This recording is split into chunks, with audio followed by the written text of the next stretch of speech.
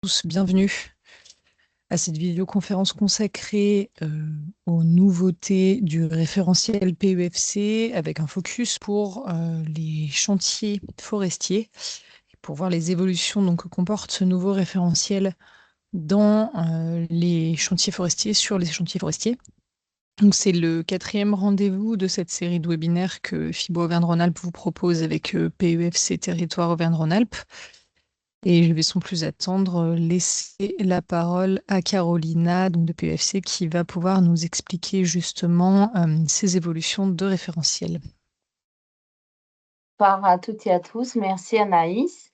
Merci d'être là encore voilà, ce mardi soir pour le 4e webinaire de cette série de 5 où on aborde les évolutions du standard PEFC.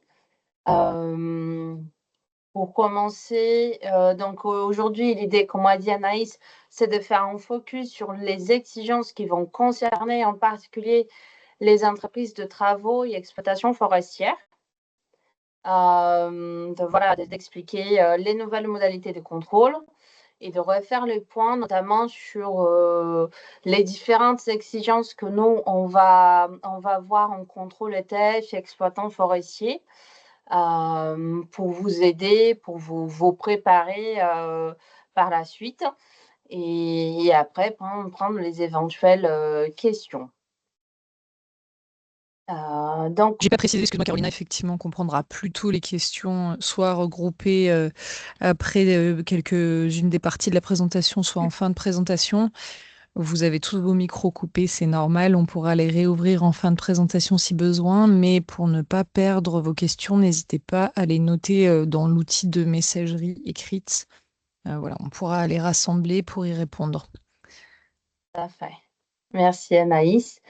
Donc, juste pour dire, pour ceux qui n'étaient pas là les semaines d'avant, on a commencé le 8 janvier avec un premier webinaire où j'ai présenté PEFC, le fonctionnement de la certification, qui en est, ce qu'on fait PEFC Territoire. Et on a commencé à parler de la révision des règles PEFC, comment ça s'est fait, comment ça s'est déroulé.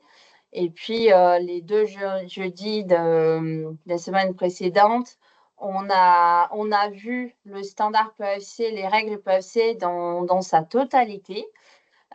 Donc, les 3 webinaires, tous les webinaires, ils sont enregistrés à disposition de FIBO Aura, ainsi que les supports de présentation. Donc, n'hésitez pas, si vous n'avez pas pu suivre les premiers webinaires, à aller voir. Et puis, vous pouvez toujours en parler autour de vous. Il y a un dernier webinaire qui est prévu ce jeudi et qui va se porter notamment sur l'exigence transformation pour qu'on l'aborde, qu'on la voit avec un peu plus de temps. Juste donc pour nous présenter qui on est, PEFC Territoire. C'est l'entité d'accès à la certification forestière pour les propriétaires forestiers, les entreprises de travaux forestiers et les exploitants forestiers qui sont en région Auvergne-Rhône-Alpes. PEFC Territoire est une entité qui est issue de la fusion des 9 entités régionales PEFC avant, PEFC Aura, PEFC Bourgogne-Franche-Comté, PEFC Nouvelle-Aquitaine. On a uni nos forces pour créer cette entité qui a une dimension interrégionale avec un siège social qui est à Bordeaux. Et on garde quand même notre ancrage territorial via des sites qui sont donc les anciennes entités régionales PEFC. Donc en Auvergne-Rhône-Alpes, nous sommes présents de 2 côtés des ex-régions. On a un pied-à-terre à Landes, à côté de Clermont-Ferrand, du côté d'Auvergne, et un deuxième bureau à côté de Lyon, à Saint-Didier-au-Mont-d'Or, ce qui nous permet de naviguer sur la région et assurer les missions de gestion des adhésions, réalisation de contrôle, représentation de la certification sur toute la région. Donc, nous sommes désormais une équipe de 5 salariés à temps plein sur la région. Donc, il y a eu un recrutement depuis qu'on a fait cette petite carte. Donc, il y a quelqu'un qui est arrivé pour nous renforcer sur la mission de gestion des engagements. Donc, nous sommes désormais 2 gestionnaires des engagements en temps plein. Donc, c'est les personnes qui vont traiter les adhésions de propriétaires et des ETF. Et 3 contrôleurs sur le terrain pour assurer donc, les missions régaliennes de la certification. Pour rappel aussi, voilà, PEFC est un système de certification créé il y a environ 25 ans, qui apporte des garanties, voilà, en matière de gestion durable de forêt. Ça vous garantit que le produit que vous achetez avec le logo qui vous voyez sur l'écran est issu de forêts certifiées et qui a toute une chaîne de traçabilité qui a été mise en place dans chaque maillon de la filière et qui a permis de suivre cette matière et de vous assurer que les produits que vous achetez ne viennent pas de sources controversées, du bois de la déforestation, mais qui vient vraiment de forêts certifiées, qui sont contrôlées avec un cahier des charges qui est respecté et vérifié sur le terrain via les contrôles qu'on mène. Donc, toutes les règles de PAC vont se reposer sur les 3 dimensions de la gestion forestière durable, la prise en compte de l'environnement, de la partie sociale et la partie économique. Hop, j'avance. Donc, on a parlé lors du premier webinaire sur dès la révision des standards PEFC, comment ça s'est déroulé. C'est pas PEFC qui a fait cette révision tout seul de son côté. Il y a eu la mise en place d'un forum, une consultation élargie auprès de plus d'une centaine de parties prenantes intéressées par la gestion forestière en France, qui se sont mis d'accord sur les points qu'il fallait laisser tel quel, puisqu'il répondait très bien aux exigences, puisque voilà, la filière a estimé que il fallait pas les changer. Et en complément, le forum a travaillé sur certains points qu'il estimait qu'il fallait faire évoluer, soit parce que c'était une volonté de la filière, soit aussi parce qu'il y avait un besoin, puisqu'il fallait qu'on se conforme aussi à un cadre international qui nous est posé par la certification PEFC. Donc, dans tous les changements qu'on va avoir aujourd'hui, je commence par vous rassurer que c'était pas question de tout revoir. Il y a un noyau solide des exigences qui, ceux qui connaissent le standard PEFC vont toujours retrouver en termes de maintien, d'exigences de planification forestière. Donc, pour un propriétaire, il faut avoir un DGD. Si on a plus de 10 hectares dans seul tenant, en plein centre de gestion ou en document d'aménagement en forêt publique, on tient toujours une attention particulière au suivi de la gestion qui est menée par les propriétaires. Est-ce qu'il réalise bien les coupes et les travaux qui sont prévus dans son document de gestion? Est-ce qu'il fait tout bien? S'il a besoin de demander une autorisation, est-ce que c'est bien fait? On regarde les aspects de qualité de gestion et exploitation. Donc, on va rentrer un peu plus en profondeur sur la partie exploitation.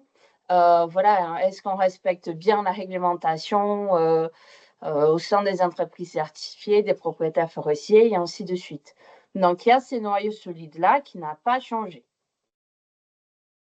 En contrepartie, donc, dans notre fonctionnement en tant qu'entité d'accès à la certification, il y a 3 changements qu'on a dû prendre en compte et qui vont voilà, avoir un impact sur notre travail et qui nous apporte aussi de la nouveauté.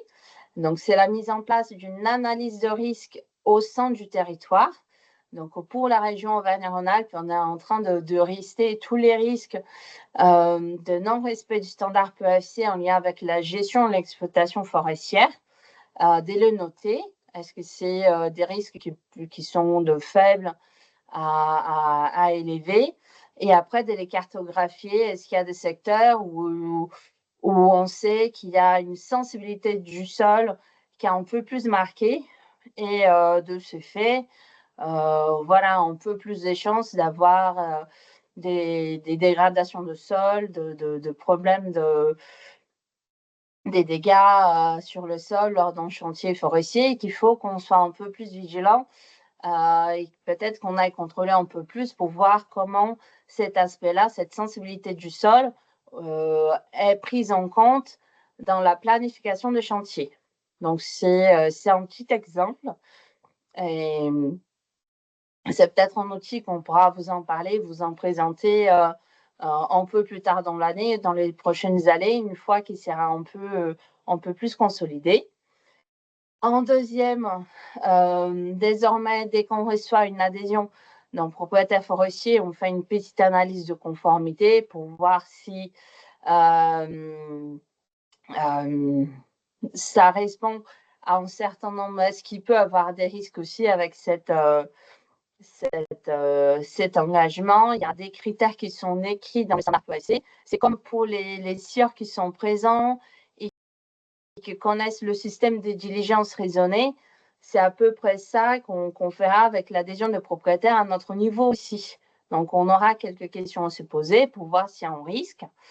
S'il y a un risque avec cette adhésion, parce que c'est un propriétaire qui a déjà été adhérent à PEFC, puis il est parti, puis il est revenu, puis il est parti, peut-être qu'on va juste lui poser quelques questions, davantage de questions, avant de lui laisser être réintégré dans PEFC.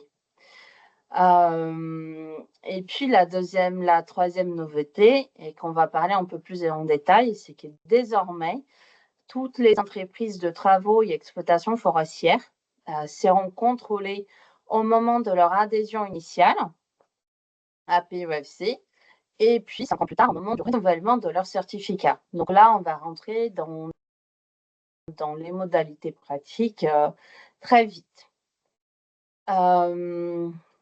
Alors, donc aujourd'hui, en ETF, donc une entreprise de travaux forestiers qui souhaite s'engager dans PEFC, c'est un engagement qui a une durée de 5 ans. Elle remplit son bulletin d'engagement. Elle nous envoie avec les pièces justificatives en cabis, une levée de présomption de salariat, une attestation de dirigeant salarié, donc des documents qui sont fournis par la MSA. En Auvergne-Rhône-Alpes, il y a 2 modalités possibles d'adhésion, soit une adhésion en direct à PEFC, soit une adhésion via Fibois Aura, via le service pro. Donc, ça permet aux entreprises qui sont adhérents à l'Interpro de bénéficier du service pro et de la certification en même temps, ou juste de la certification. Donc, il y a plusieurs modalités qu'on a mis en place avec Fibois, et les entreprises peuvent adhérer à un tarif qui est réduit à la certification en passant via Fibois. Et elles ont aussi donc tout l'accompagnement qui peut être proposé par Fibois derrière. Juste, excuse-moi Carolina, il y a juste une petite différence à partir de cette année sur les documents. Il me semble que le CABIS n'est plus un document. Mais voilà, enfin, toutes les informations sont disponibles sur notre site sur la rubrique consacrée au service pro ETF.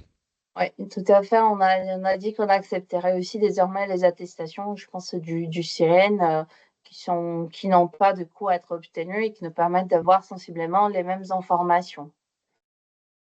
Donc là, il n'y aura pas de souci.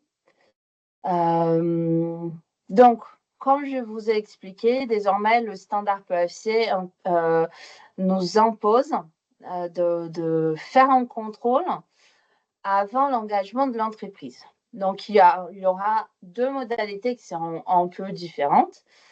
Pour un propriétaire, une entreprise de travaux qui va adhérer pour la première fois à PEFC, elle nous envoie son bulletin, sa demande d'engagement. On la reçoit chez nous. On regarde si le dossier est complet. Et puis, on l'appelle pour prendre un rendez-vous pour caler le contrôle. Donc, ce contrôle initial, il va être équivalent au contrôle qu'on mène aujourd'hui de façon aléatoire au sein des entreprises. Donc aujourd'hui, on a un échantillonnage jusqu'à 2025, pardon. On avait un échantillonnage de contrôle de 10% des entreprises certifiées par an.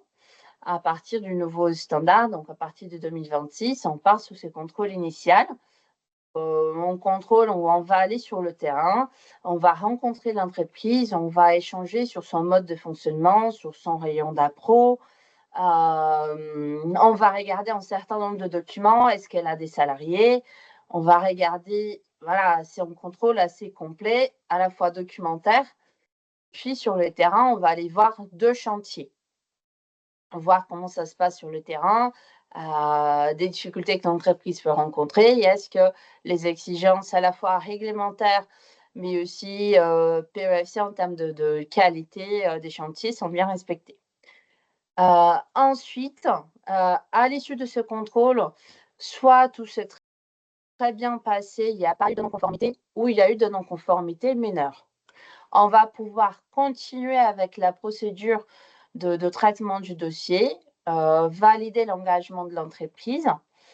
Et puis, elle aura donc un délai pour lever si elle a des non-conformités mineures, elle va devoir lever les non-conformités mineures dans les délais qui sont impartis, mais en tout cas, ça ne va pas bloquer sa procédure d'engagement.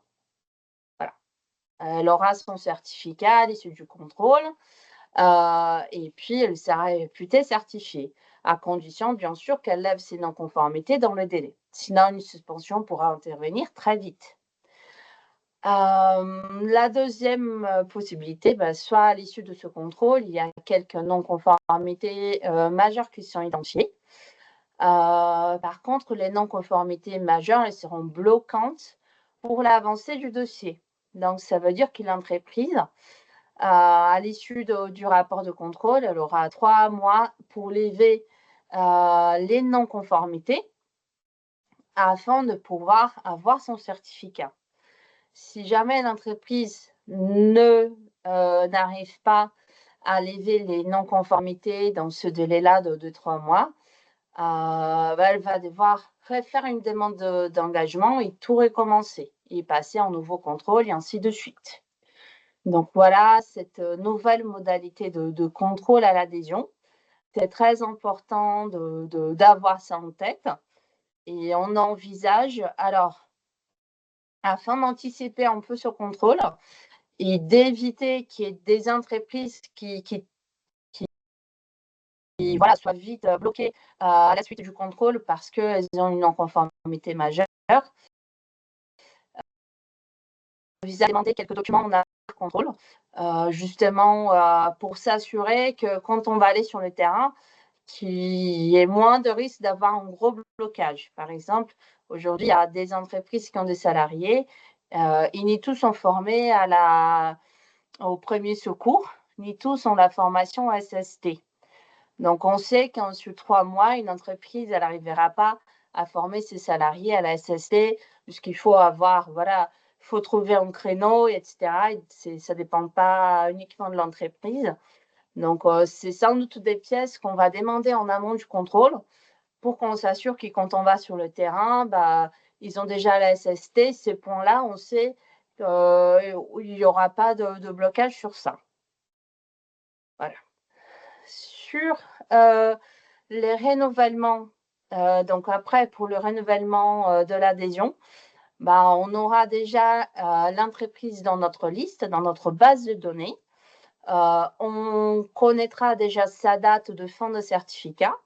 Donc, on va lui prévenir sans doute 6 mois avant la fin de son certificat pour dire attention, votre certificat va expirer dans 6 mois.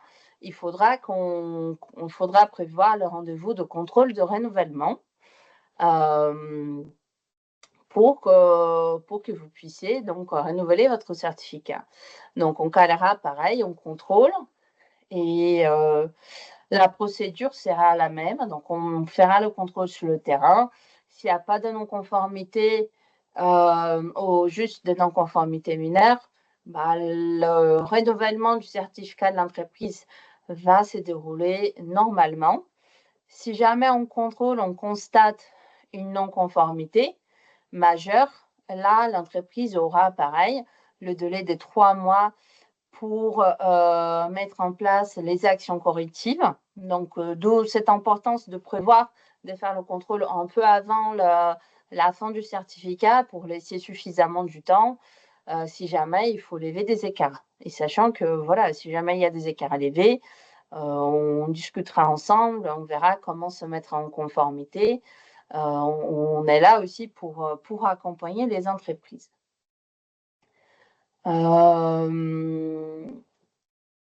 Alors, donc là, on verra l'entreprise à l'année 0, à l'année de son engagement, puis 5 ans plus tard, sur des contrôles complets. Pendant la durée du certificat, nous, on va aussi aller voir les entreprises sur le terrain pour un contrôle qui sera un contrôle plus simplifié. Donc, il ne sera pas un contrôle complet comme on pourra faire à l'adhésion ou au renouvellement. Il sera un contrôle qui va se porter uniquement sur les aspects du chantier. Donc, on n'aura pas besoin de revoir toute la documentation. On pourra vous appeler et dire attention, monsieur, demain, je suis en Haute-Loire, je suis dans votre secteur. Est-ce que vous avez des chantiers en cours? Est-ce que je pourrais passer voir? Est-ce que vous êtes disponible pour qu'on échange, etc. On passe, on voit sur le chantier, on aura sans doute une grille de notation un peu simplifiée. Et puis, ça sera quelque chose d'un peu plus simple et plus rapide aussi que ce contrôle initial et adhésion, initial et renouvellement. Des fois, ça nous arrive aussi de voir, quand on est en contrôle propriétaire forestier, de contrôler des chantiers qui ont été faits par des entreprises certifiées. Donc, à chaque fois, on pourra aussi profiter de ces occasions-là, des contrôles vus, des chantiers vus en contrôle propriétaire aussi. Ça pourra rentrer aussi dans ce système-là, des chantiers vus par nous pour telle ou telle entreprise. Voilà. Donc là, la règle qui nous est donnée par PEFC, par le système PEFC, c'est qu'il faut voir à minima un chantier des entreprises entre les deux contrôles initial et renouvellement.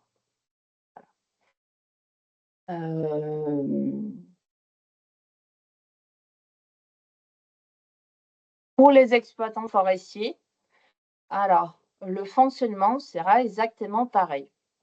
Sauf qu'aujourd'hui, l'adhésion des exploitants forestiers, elle n'est pas gérée en direct par PEFC Territoire, elle est gérée au niveau de PEFC France.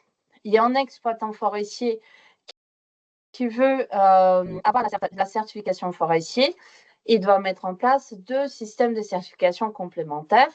La partie forêt, règles de gestion forestière durable, et la chaîne de contrôle PEFC, donc tout l'aspect traçabilité.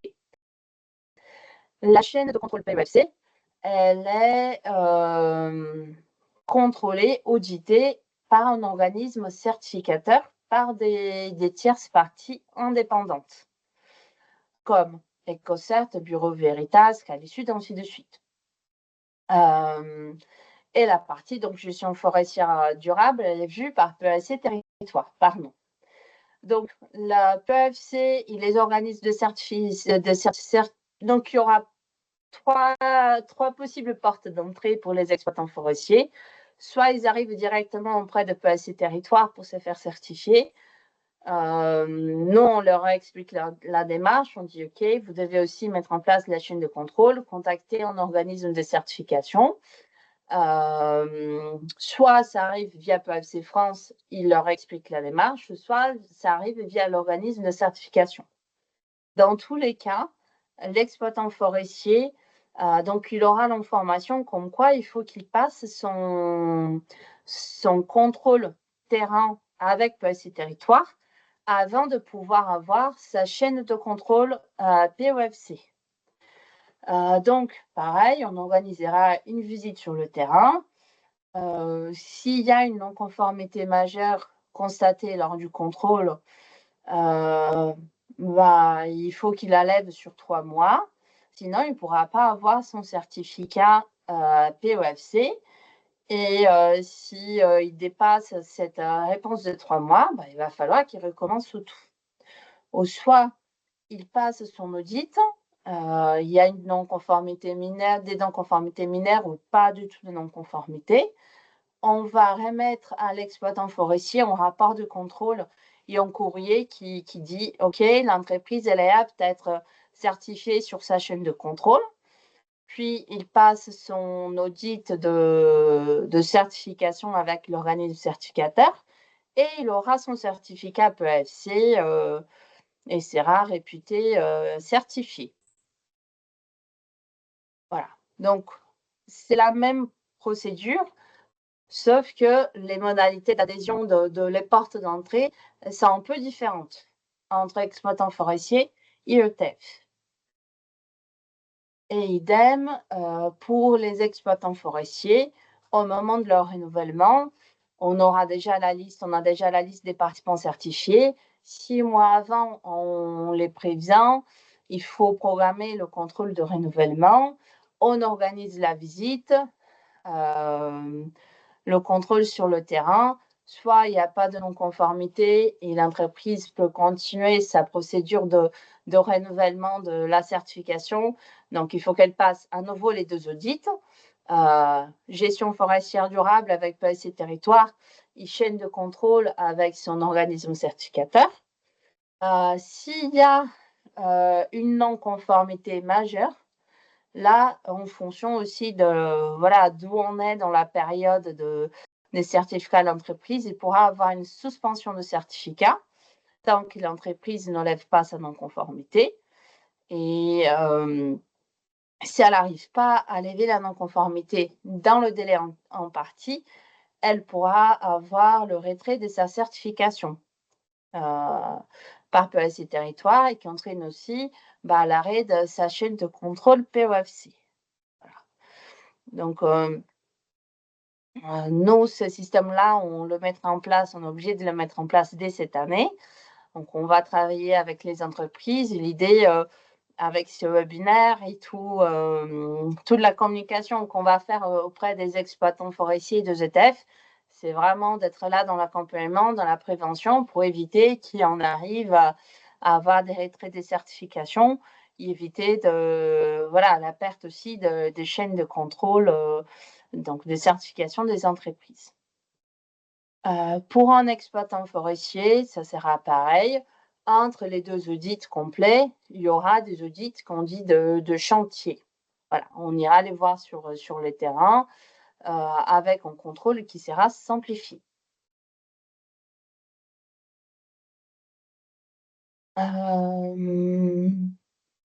Donc, voilà, c'est exactement ce que j'ai expliqué. Sur le contrôle terrain, donc, on vous appellera, ce sera quelque chose de vraiment beaucoup plus simple. On vous appelle une semaine, quelques jours avant, on voit avec vous où vous êtes. On fait le rendez-vous. Soit on est en contrôle propriétaire ou, admettons, on est en contrôle exploitant forestier et le chantier a été fait par une entreprise de travaux forestiers qui est certifiée aussi. Là, super.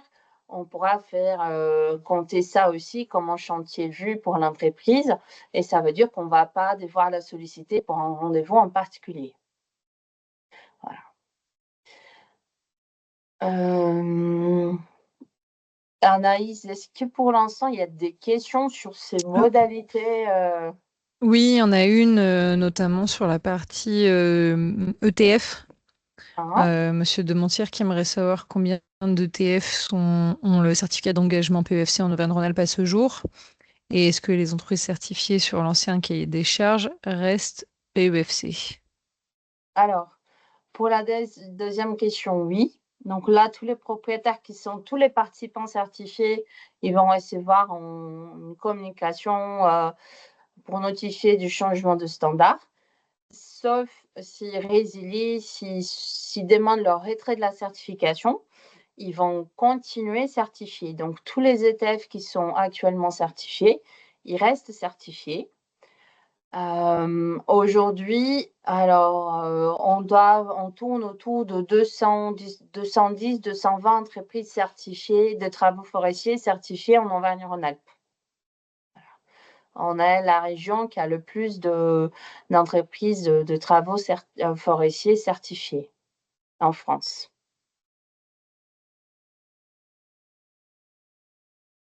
Est-ce qu'il y avait d'autres Pour l'instant, non, questions c'est bon, pour l'instant? merci. Ok. Donc voilà, j'aurais pris, alors pour certains qui étaient là il y a 2 semaines, je pense qu'il y aura quelques éléments qu'ils vont retrouver.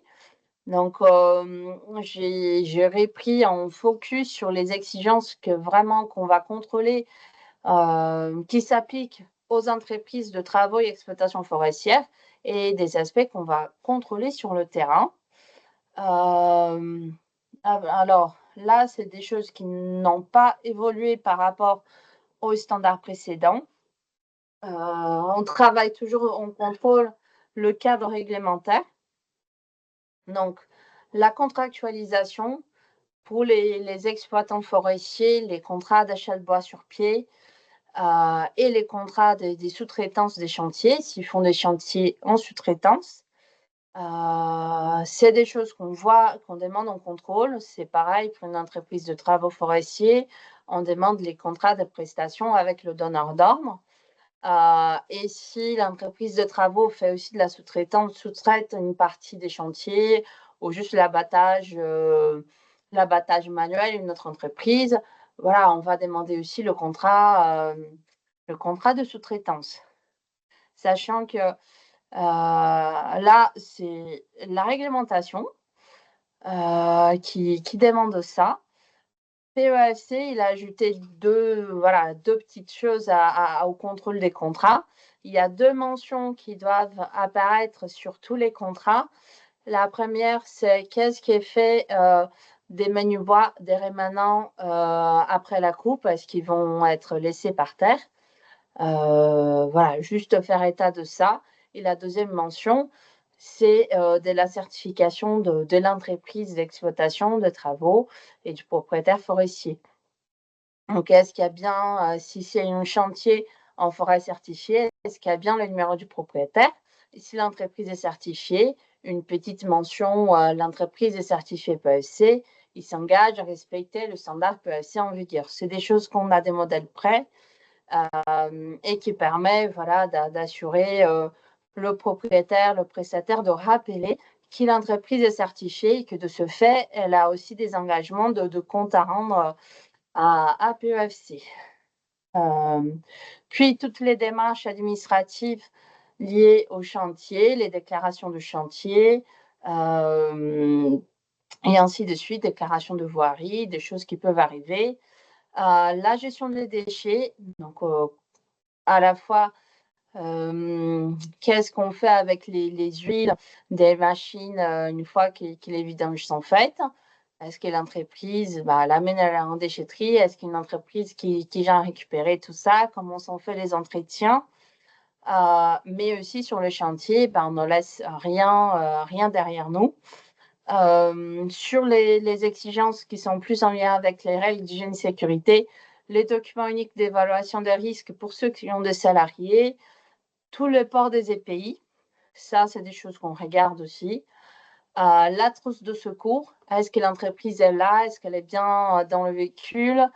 Est-ce que les items, est-ce qu'elle est complète? Est-ce qu'il y a des choses sans périmées, etc. La formation SST, qui est obligatoire pour les ETF. Et voilà, donc aussi le respect des exigences PEFC par les sous-traitants. Puis, il y aura tous les aspects qui vont aller plus sur la qualité du chantier. Je choisis bien le type de machine, les techniques avant pour faire mon intervention. J'ai un matériel forestier qui est en bon état, bien entretenu. J'ai un kit anti-fuite, donc un kit d'absorption des huiles. Ça, c'est un engagement PEFC aussi. Est-ce que je dispose bien de tous les équipements incendie, des extincteurs? Est-ce qu'ils sont entretenus? Est-ce qu'ils sont chargés? Puis voilà, quand je organise mon chantier, je tiens compte des périodes d'exploitation, des contraintes qu'ils peuvent avoir. Est-ce qu'il y a des espaces protégés? Est-ce qu'il y a des milieux humides? Et ainsi de suite. Je maîtrise mon impact sur le sol.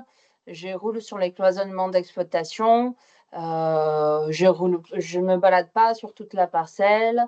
Je mets les rémanents autant que possible sur le cloisonnement aussi. Je roule dessus pour éviter amortir un peu le tassement du sol.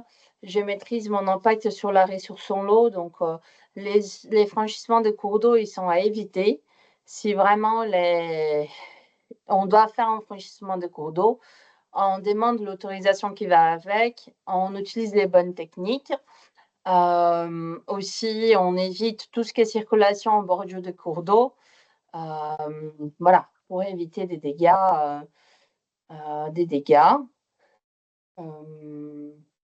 Voilà, donc des petits rappels vraiment, on se permet de faire des rappels parce que c'est des points sur lesquels on constate beaucoup de non-conformité. Donc, vraiment contractualiser toute prestation de travaux, coupe, achat, vente de bois et actes de gestion avec les mentions qui sont associées. Respecter les règles d'hygiène, de sécurité des chantiers. Et en troisième, donc le standard PEFC demande à ses participants à toujours faire appel à des entreprises qui sont certifiées PEFC ou engagées dans une démarche type qualité-territoire qui est reconnue par PEFC. Donc, ça permet aussi d'assurer contractuellement que ces entreprises, elles sont dans la même démarche que le participant certifié et que si jamais il y a un problème, en ceci, une réclamation qui est déposée ou voilà, non-respect d'une exigence, on peut faire appel à nous, on peut déposer une réclamation et faire appel à nous.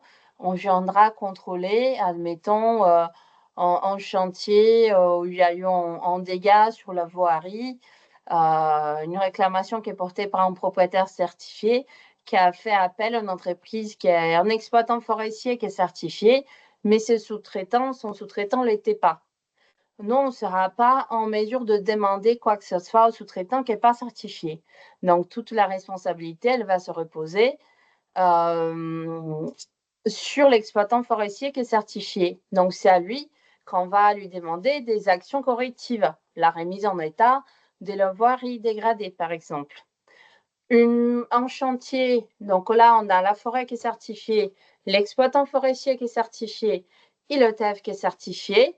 Si on est dans le même cas, chacun assume la responsabilité à son niveau et met en place l'action corrective à son niveau.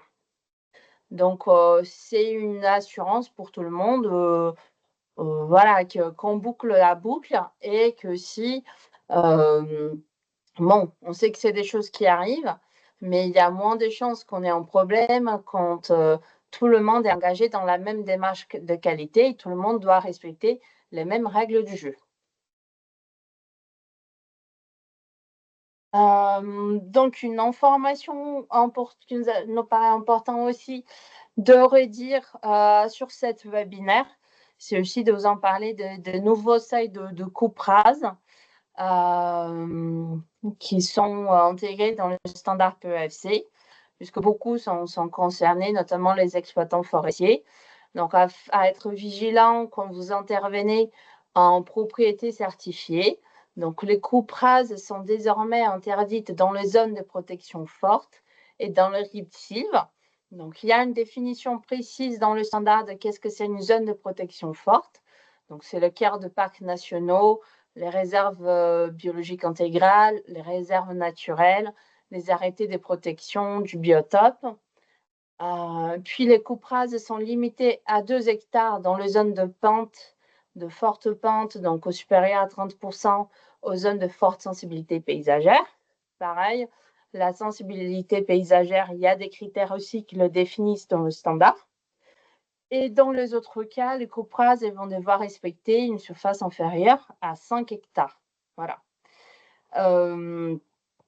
Alors, ces surfaces, elles pourront être dépassées dans quelques cas particuliers.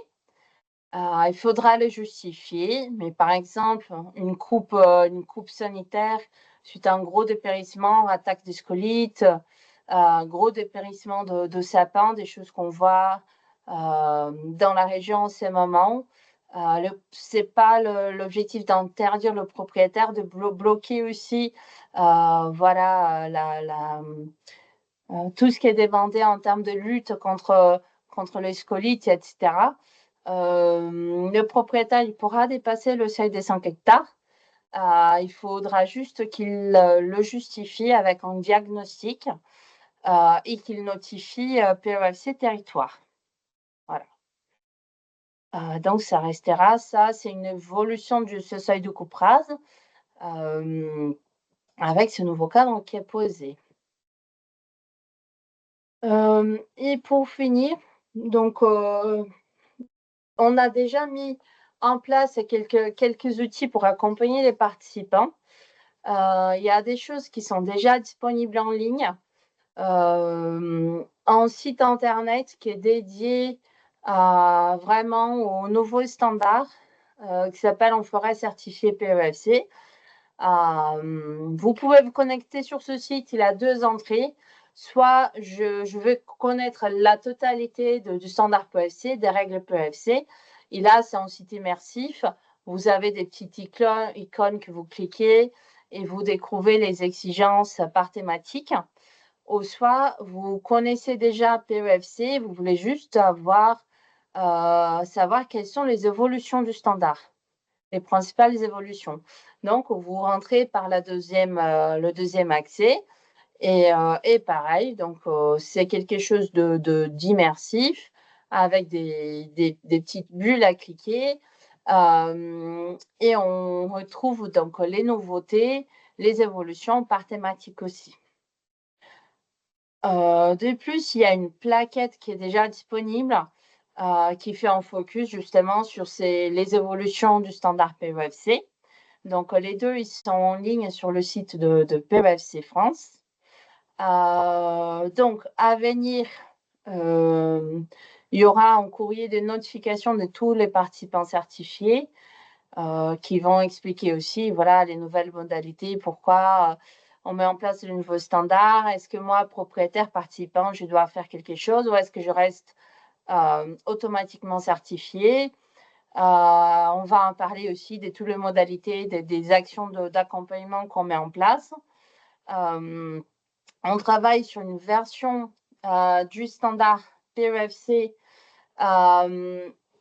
qui va avoir uniquement les exigences applicables aux ETF et aux exploitants forestiers. Donc, ça sera une version avec un peu moins de pages que le standard dans sa version originale. Donc, il va reprendre vraiment en gros tout ce qu'on a vu aujourd'hui en termes d'exigences. Donc, il sera un peu plus léger. On va mettre en ligne donc la série des 5 webinaires avec Fibois et les outils de présentation. Et puis, dans l'année, les participants certifiés, ils auront voilà, les lettres d'information comme on a l'habitude de faire, où on continuera à aborder voilà, les questions pratiques, comment prendre en compte tel ou tel point dans ma gestion, dans mon travail en tant qu'entreprise certifiée. Et puis, on restera toujours à disposition des entreprises si elles souhaitent qu'on organise des réunions sur le terrain, des formations sur le terrain. Voilà, on sera à votre écoute aussi et on saura vous proposer des choses pour vous accompagner au mieux possible. Et donc, pour finir, jeudi, dernier webinaire ce jeudi. On a juste anticipé un peu l'horaire, donc on se voit de 17 à 18 pour parler des transformations des peuplements. Et puis, s'il y a d'autres questions, Je vous écoute. On peut les prendre maintenant. Donc, soit vous utilisez l'outil lever la main ou l'outil de conversation. Si vous levez la main, je peux vous autoriser à ouvrir votre micro si vous voulez demander des précisions sur ce que Carolina vient de nous présenter.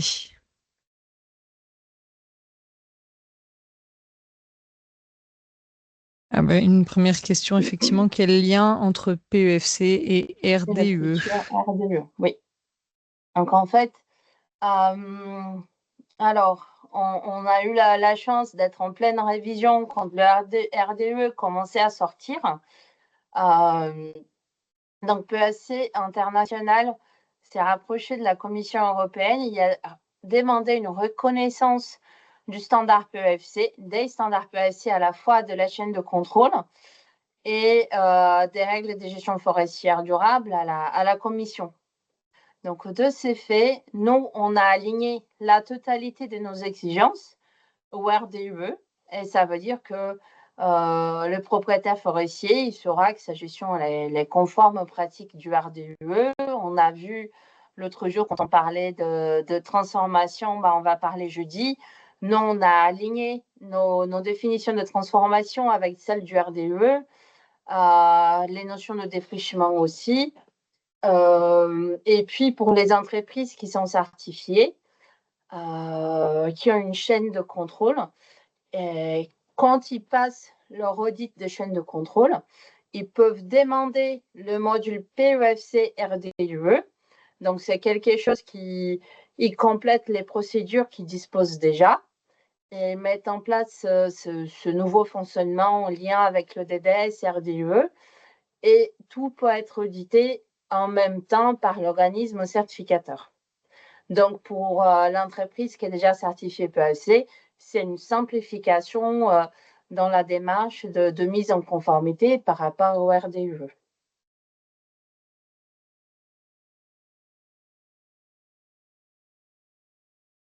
J'espère que ça a répondu à votre question, monsieur Dementière. Ce module est déjà en ligne hein, pour ceux qui veulent se plonger dedans, bien entendu. Oui, donc en effet, il y a déjà, alors sur PEFC France, PEFC-france.org, donc vous avez une page dédiée sur PEFC, le RDUE, avec plein de contenus, quelques vidéos aussi, des webinaires qui ont été réalisés, mais plus à destination des entreprises. Mais voilà, il y a des documents explicatifs et ça peut permettre aussi de compléter les éventuelles questions qui restent. Et pareil, donc sur ce site, vous avez un centre documentaire avec les standards PEFC, mais aussi voilà, la plaquette que j'ai mentionnée avec les évolutions du nouveau standard et d'autres documentations qui expliquent PEFC et certains points et ainsi de suite. Donc, n'hésitez pas à consulter. Merci Carolina. J'ai l'impression qu'on n'a pas d'autres questions. Ta présentation a dû être très claire. Et puis, vous avez de toute façon les coordonnées. S'il y a des questions a posteriori, n'hésitez pas aussi, si vous avez des questions plus individuelles d'entreprise, à nous en faire part. On va pouvoir clôturer cette 4e visioconférence. On vous donne effectivement rendez-vous jeudi pour ceux que cela intéresse pour le dernier point consacré aux nouveautés de ce référentiel PEFC. Et on vous souhaite à chacune et chacun une très belle soirée. Merci à vous pour l'attention et une très bonne soirée.